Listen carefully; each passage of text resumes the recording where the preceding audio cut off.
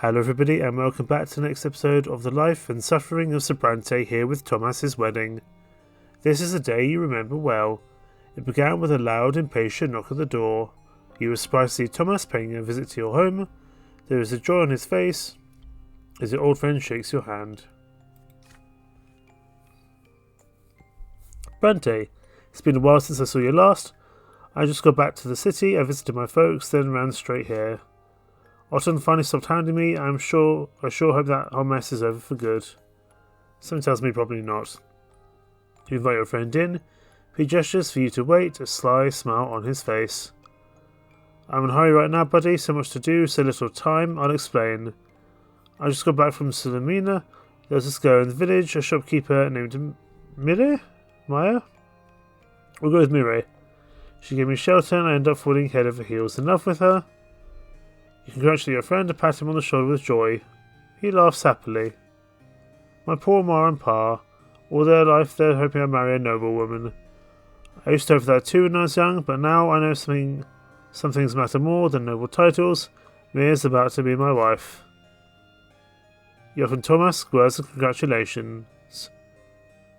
Pika suddenly grows serious. Otton's left me alone, but Mira and I will be better off far away from Anizotti. I wasn't happy serving in the legions anyway. I thought the nobleman's lot would set me free from suffering and do the same for my descendants, but it just ain't that simple. I was less free than ever. I'll be better off as a commoner again, earning my living by the sweat of my brow. A farmstead might not be an estate, but the high and mighty won't ever set their sights on me again. I live my life in peace just like I wanted.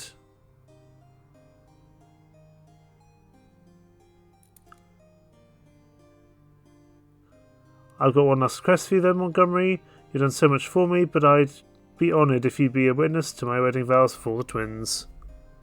We're not a priest, we can't do this ourselves. We can attempt to bugger off, but no, we'll bear witness to this. This might be the last time we see Thomas. Your hand comes to rest on Thomas's shoulder. It would be an honour and privilege for you to be a witness at your friend's wedding. Thomas glows with joy. Wonderful. You've got no idea how much this means, Montgomery. I've got to go get ready.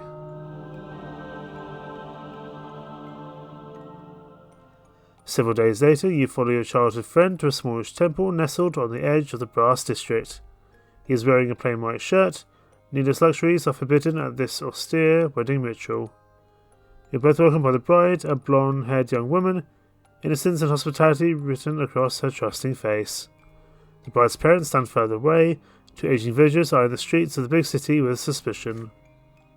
Meet Montgomery and Brante, my best friend ever since we were lads. He'll bear witness to our oaths before the twins. The bride greets you with a humble bow. The three of you step inside the temple. You close the doors behind you. Tradition demands no one else be allowed to attend the sacred wedding ritual. An amiable aged priest by the name of Ignatius Aventini meets you inside. Thomas and Mia kneel before the altar.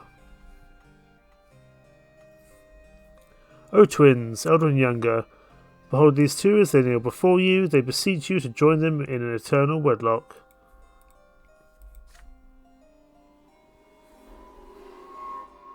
The candles' flames dance and quiver. You hear a strange murmur in the temple. The darkness beneath the vault of the temple ceiling swells into two colossal shades. The bride and groom raise their eyes to them, awestruck. Thomas, dost thou swear thy loyalty to this divine union? I do. The bride assents the same query. Your turn is next.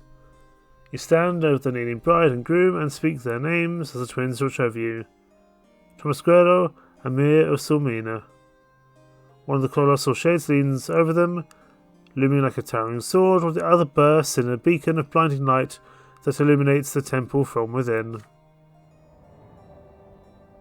Thomas and Mia look into each other's eyes in amazement. From this moment forth, they are bound to one another by divine law, and divine love fills their hearts. In your sight of the twins, Thomas Guerrero and Mia of Sulmina are now man and wife, as Montgomery Brante bears witness.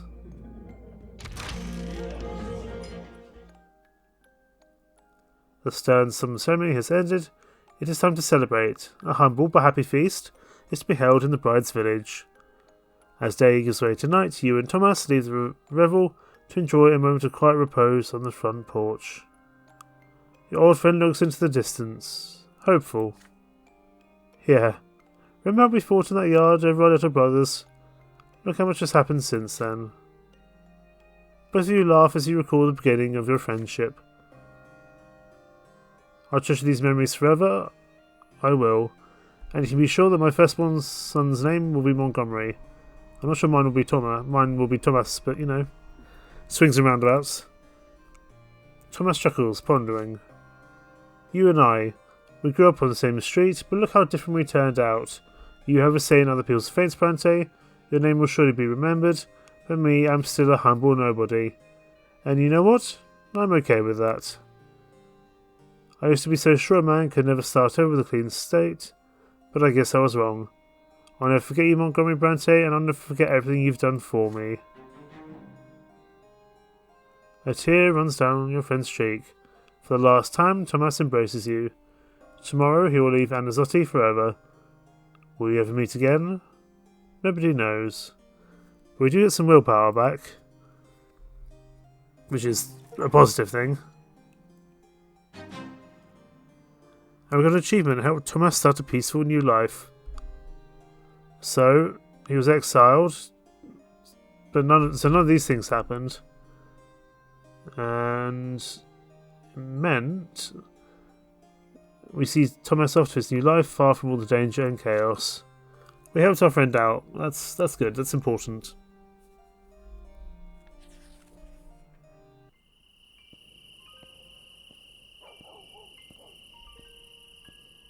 Ah yes, of course. Our mother died last episode.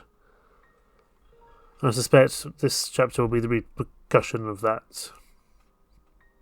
The last few months have been marked by a welcome absence of quarrelling at the Brante estate. Your only concern these days is the price you have to pay for this peace. To the day you came home late, run dry after a day of work and worry. Everyone is sound asleep.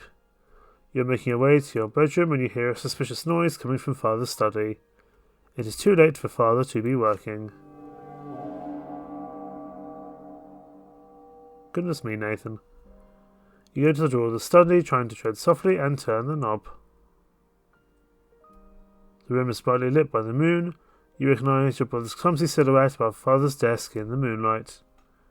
Nathan hears you come in and leaps to the side in fear. You can see something glinting in his hands. Father's dagger. Oh, Montgomery, it's you. I just took the dagger for a moment, don't worry. I know holding your weapons against my lot. I don't mean anyone any harm. It's for me, actually. I have to go to the twins. Your younger brother clumsily turns the dagger around, holding it against his own body. You try to remain still. Nathan wants to take one of his own lives. But why? I'm not even sure how to say it, brother. I just can't find a place in this world. I'm always an outsider, always a waste of space. Isn't there some place for me in the twins' design? I can't stop thinking about it. I've been trying to understand them for so long. How am I supposed to live in their world? What's my place in their great plan? But I've only made things worse. I meddled with the Markian sect, defied and rejected my lot, indulged in vice. But I found nothing there. The old faith, the new faith, Father Mark's heresy. They gave me all sorts of answers, but none of them worked. There's nothing else left for me now. I've got to go see the twins myself and ask them. I know I'm an affront to their plan just because I'm alive, but I'll repent, I'll pray for their forgiveness. But the twins never forgive, you tell Nathan softly. They never have, and never will. You'll be judged in the hereafter for every false step you take. And your younger brother sighs heavily. I know. Mother taught us all that all our lives, but I still have to try. There's no other way. One of my lives isn't too big a price if it works.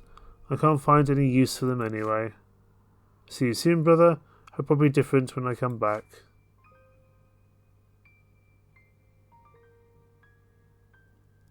A cloud passes over the moon. Father's study grows dark, illuminated only by the shining light of the distant pillar. Nathan's body contorts awkwardly. He raises the dagger, aiming it at his own heart. We can't call Mother, because Mother's dead. And we can't protect our brother, because we don't have a close enough relationship with him, and we're not that otherworldly religious. We cannot stop him. Maybe this is the catalyst he needs. You take a step back. The life that Nathan is about to take belongs to him.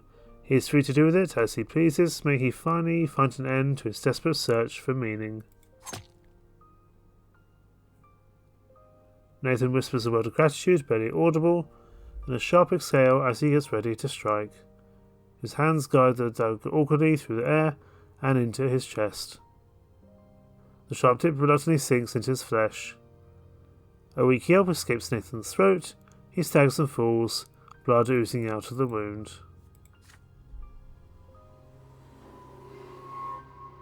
Moments pass and Nathan's body dissipates as his mortal frame dissolves. He has departed to commune with the twins. What awaits him in the hereafter? You pick up Father's dagger, carefully wipe it clean, and put it in the drawer of his desk where it belongs.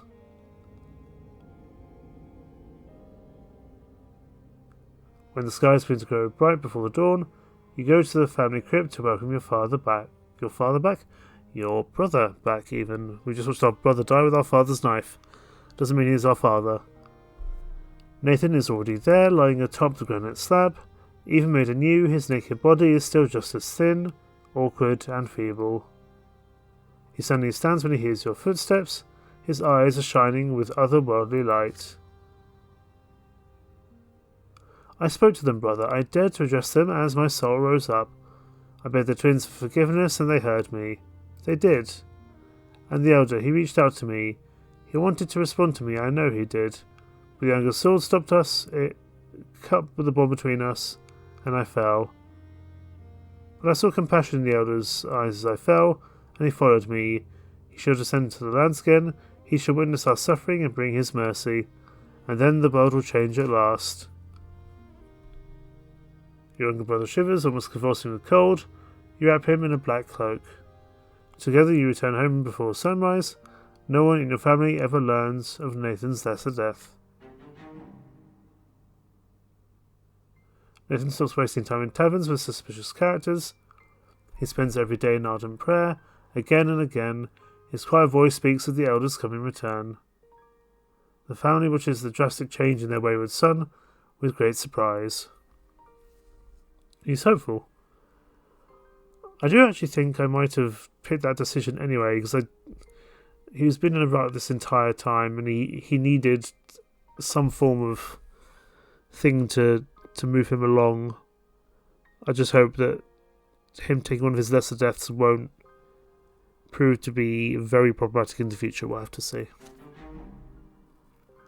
Our willpower has gone down, though.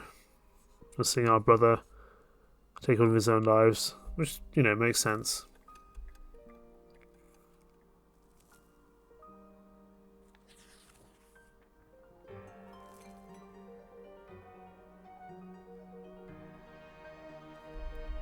For over a year now, Anazotti has been steadily simmering with unrest like a soup pot over a well-stoked flame. Commoners flock to the squares in droves, the mobs grow bolder, demanding new freedoms and protection under the law. The last straw insurgents commit brazen acts, hoping to overthrow the authorities. The noble gentry insisted that every mob be dispersed by force. They are ready to fight for their ancient privilege, sword in hand. In spite of this enormous pressure, Overseer Gaius Tempest remains highly reluctant to allow any bloodshed. But the common people are already too desperate. In the age-old fear of the nobility's might is barely enough to keep them in check. More and more people are rejecting the lots and converting to the new faith, not to mention other, stranger, more esoteric teachings and beliefs. New secret societies and clandestine gatherings appear every day. Printed pamphlets litter the streets, yet no one is rushing to subdue the citizens or punish the city. for now. Father Leonard has transformed the Temple of the Silver Tree into a new believer stronghold. He is no longer afraid to break the ban on preaching the new faith. His sermons now openly challenge the old faith. It seems the Church of the Twins is unable to recognise its great mistake. The lots must be abandoned as relics of the past. The Twins granted everyone the freedom to choose their own path in this world, and I will not stop until this freedom is recognised throughout the Empire. The next Patriarch of Magra must be chosen by the parish, not the clergy. This is the will of the Twins, and it must be ours as well. Leonard intends to amend the old order of the Church and become Patriarch. His opponents, however, are beset by internal struggle and strife. The Inquisition is fighting a myriad of heresies, more of which appear every day. Not even the highest ranks of the faith are free from suspicion. The new faith, meanwhile, is steadily growing its numbers. People no longer fear being damned to the foot of the pillar for rejecting the divine design. The streets are restless and dangerous, minds and souls are beset by confusion. The authorities argue and bicker among themselves. Conspiracies plague the city. Time marches on, and change is coming. It cannot be stopped. Can you find a way to guide it in the right direction? The weight of a new age now rests upon your shoulders. The schism continues to grow.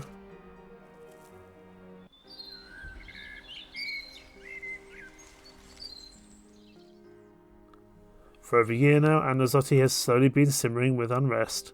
The feud between the estates, between the old faith and new, between the law of the Empire and noble traditions. Tensions are at an all-time high, waiting for the slightest spark to catch fire and burn. Even your family's affairs have been affected by the growing unrest. Even. It's during these troubled times that the future of your family will be decided. Father shakes you awake early in the morning. He is excited, clutching a letter bearing the imperial seal of the Tempest dynasty. Wake up, son. Come to the sitting room. A letter has come from Overseer Gaius Tempest. He gingerly breaks the seal and unfolds the missive.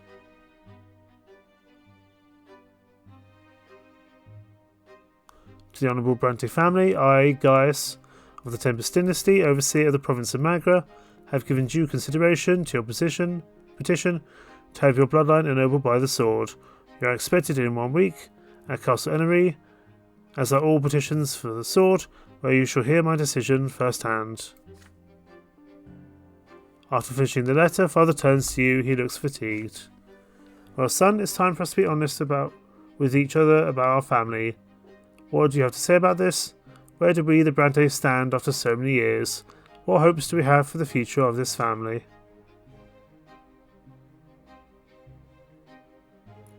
That's bad.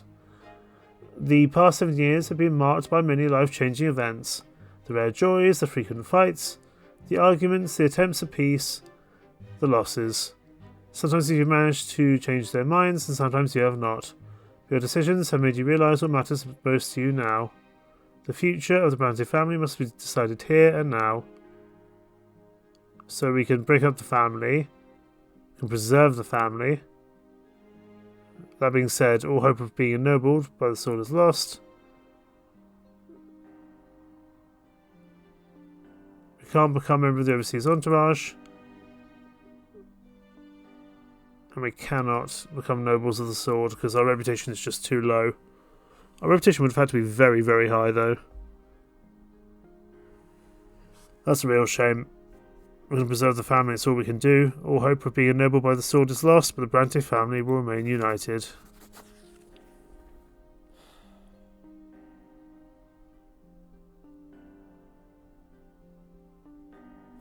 You reluctantly confess to Father what both of you already know. It is clear what Gaius Tempest's decision will be.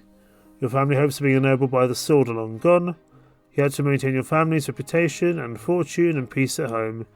It all proved too much to handle. After spending too much energy resolving the strife within your family, you had little strength left for the rest. With a sigh, Father agrees. You're right, my son. We couldn't weather the storm that came upon us.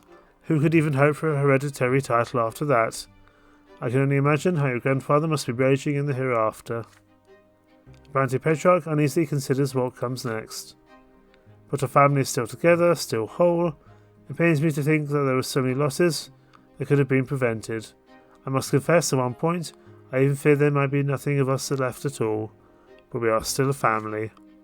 Very well, we will abandon the pursuit of the nobility of the sword for our descendants, and tend to the Brante family itself. Nathan peeks into the sitting room, his hair is tousled. Father? Montgomery? What's happened? Nothing, Nathan. Life goes on, that's all. Your weary father embraces his two sons. The last of the embers that were once the letters from Gaia's Tempest smoulder away in the fireplace.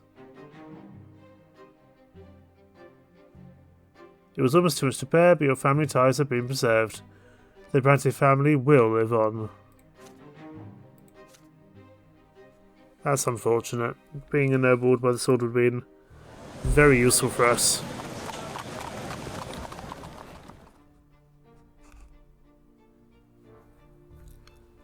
The carriage takes you further down the city's narrow streets. They are filled with ennobled carriages and commoners hurrying about their business, but the driver skillfully avoids them all. You watch the city uneasily from behind the carriage doors. The past few months have been so tense and challenging, they felt like a single unbearable moment. He had to face one ordeal after another, and Otton's case sometimes fell by the wayside. But you have no doubt that the outcome of this case will determine your fate. Your previous encounters with the haughty commander have assured you of that. The time to strike Otton down is coming soon. Right now you need to make your final preparations. Your gut tells you that time is running out. Either you seize the initiative, or Otton will destroy you himself.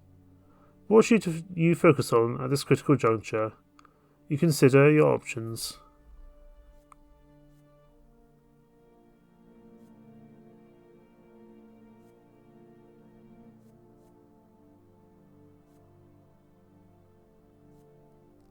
We can bide our time, or we can address the people with a speech, or we can sow the seeds of scandalous small talk to make the nobles believe that Otton's downfall is inevitable. I'm going to address the people with a speech. We've always been their friends. I'm hoping that will increase our justice further as well. There is no turning back now. It is time to show the arrogant Archnian that you no longer fear his wrath. The common people will support you. You tell the driver to take you to Gold Square. The square in front of the Chancery is as crowded as ever, teeming with people of all estates and ranks. Once in the square, you ascend a raised platform and address the crowd as loudly as you can. At first, the people pay you no heed and merely hurry along, but as your speech continues, every pair of eyes soon turns to you. Who's that? It's Judge Brante. You begin your accusatory speech. The people of Anazotti have a right to know about Doris Otton's crimes. His duty as a military commander is to preserve peace in the province, but he behaves like a lawless villain, murdering his own soldiers left and right. His duty as a highborn noble is to rule over his subjects wisely, but instead he brings dishonour to all of Magra.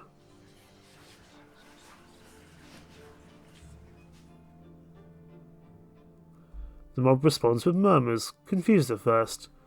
Is this an act of defiance by a common judge? Is a human really speaking out against one of the most powerful Archnians in the province?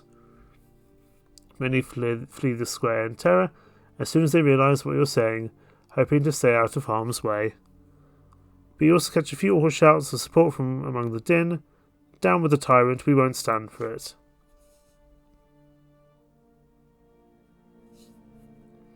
You latch onto those words, yes, down with Otton, you'll put an end to his crimes, but you cannot do it all by yourself. If the citizens of Anazotti want justice, if they want to defend their rights, they have to be brave and stand their ground against the lawless commander when the time comes. Any citizen of Anazotti who is fed up with noble tyranny must rally to your cause. Ecstatic shouts fill the square. The people deserve rights. Down with Otton. We're with you, Judge. Excellent. Justice can back up as we hoped. You descend the platform triumphant. Many voices of support follow you out of the square. When the time comes to clash with Otton, the people will support you. But do the common folk have what it takes to openly defy the age-old rule of an Arcanian? Willpower's gone down. Let's hope it's enough.